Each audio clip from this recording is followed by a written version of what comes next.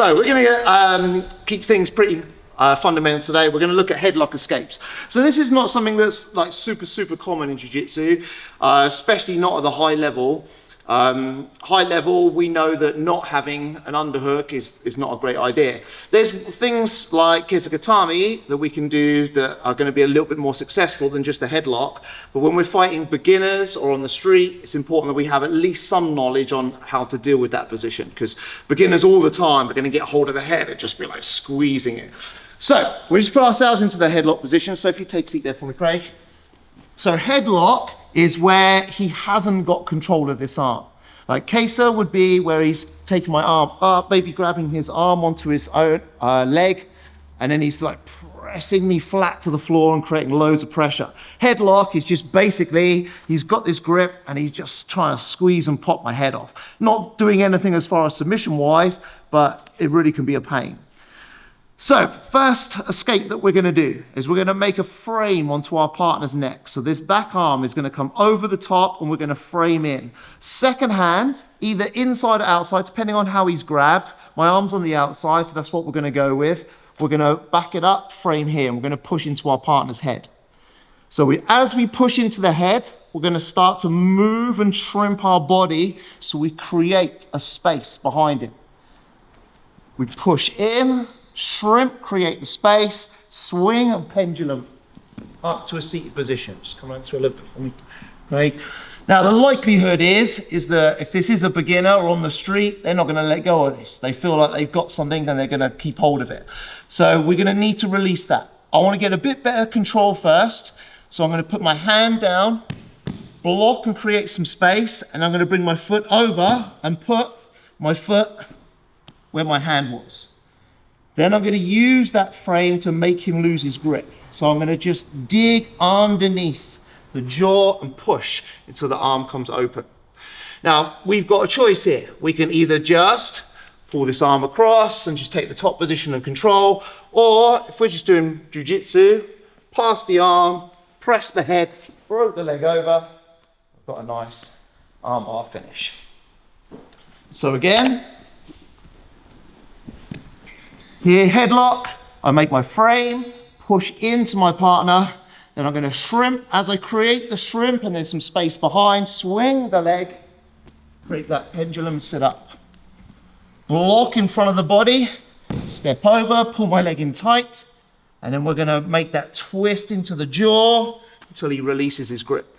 Once his grip's released, if we just want to pass the arm across, take the top position, or we can swing the leg over, arm bar finish. So let's start off with that basic headlock position, not controlling the second arm. We make the frame, shrimp, come to the top. 1, 2, 3. Next one we're going to do. So similar, but we've framed in, we've tried to shrimp away, and he just kind of follows, and he's just being a little bit awkward. So this time what we're going to do is I'm going to frame, take a big shrimp, and then throw my leg up over the top. I'm going to curl the hamstring and I'm going to kick until we get this broken open. Now, we've got some options.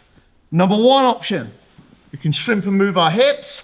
We can sink our knee underneath the chin, cross the legs, squeeze, and we've got the scissor choke.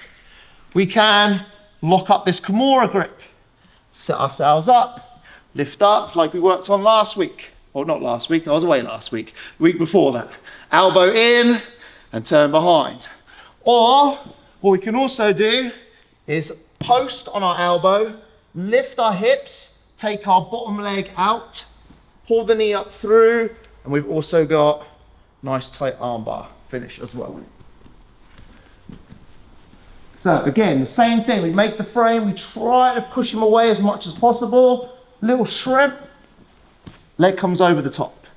Kick until the the arms break open. Then we're going to just move our body.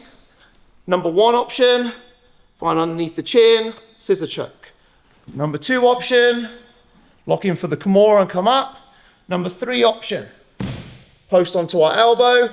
So if your leg is a little bit stuck underneath their body, you're not going to be able to just drag your leg out. So we're going to just turn the belly down slightly.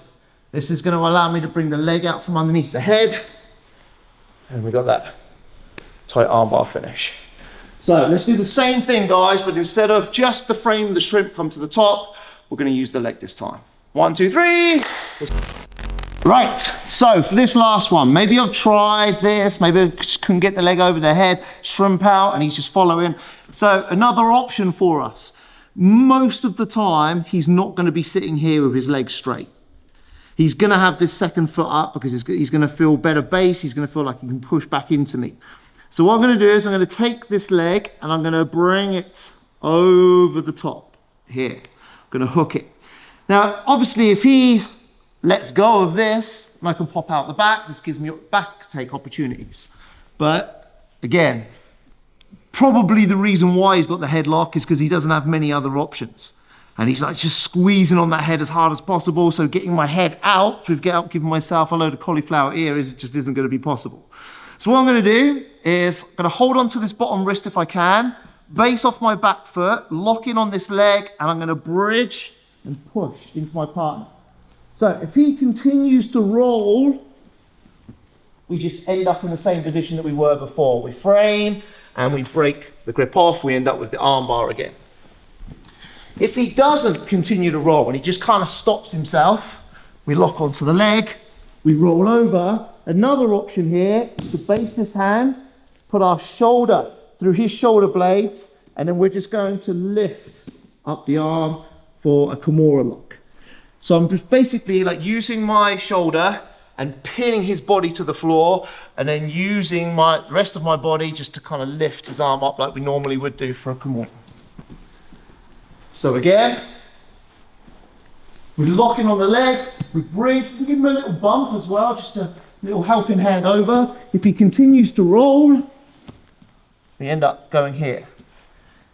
If he doesn't roll, and we stop, we're going to base, take all of our weight, put it through our shoulder, and we're just going to start to lift until we get the Kimura lock in.